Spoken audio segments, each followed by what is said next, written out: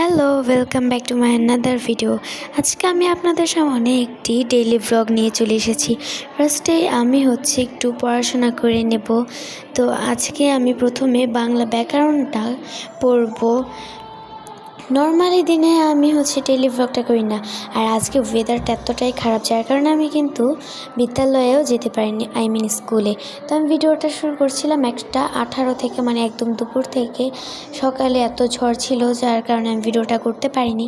তো এখন থেকে ভিডিওটা স্টার্ট করব। Let's go.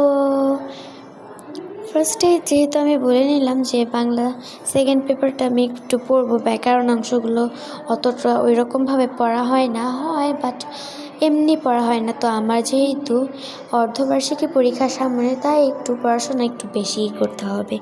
তো লেটস গো, সেজন্যই আর কি পড়াশোনা করছি। তো এখানে আমি মার্কার দিয়ে দাগিয়ে নিচ্ছিলাম। নর্মালি আমার বইয়ে মার্কার দিয়ে দাগানো থাকে, তবুও আমি সে কারণে আর কি মার্কার দিয়ে দাগিয়ে নিচ্ছি।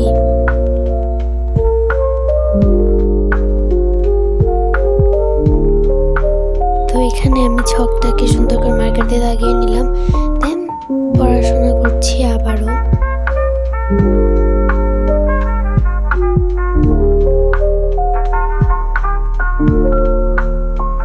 তো এই যে আমার মোটামুটি পড়াটা টান। তারপরে আম্মু আমের আচার মাখা দিয়ে যায়, এত টক ছিল, তবু ওটা খেতে ভালো ছিল। তারপর আমি একটু ম্যাথ করতে বসে পড়ি, কারণ আমার ম্যাথের SW বাকি ছিল। আর এখানে ভিডিওটার মধ্যে না আমার খাতাটা উল্টা ছিল, আমি খেয়াল করিনি।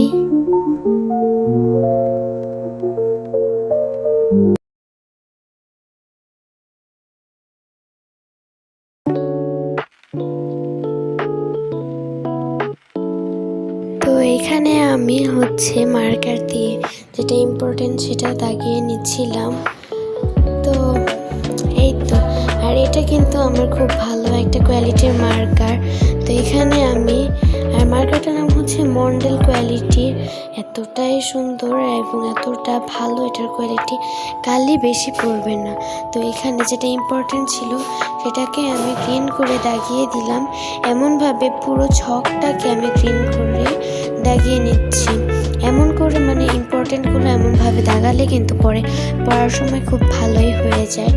তো এই তো, তারপর আমি একটু তাড়াতাড়ি করে পড়াটা শেষ করে নিই। তাড়াতাড়ি বলতে ওইখানে আমার 1 ঘন্টার মতো চলে যায়, কারণ যেহেতু টাইম তো একটু লাগবেই, তো পড়ে নিই।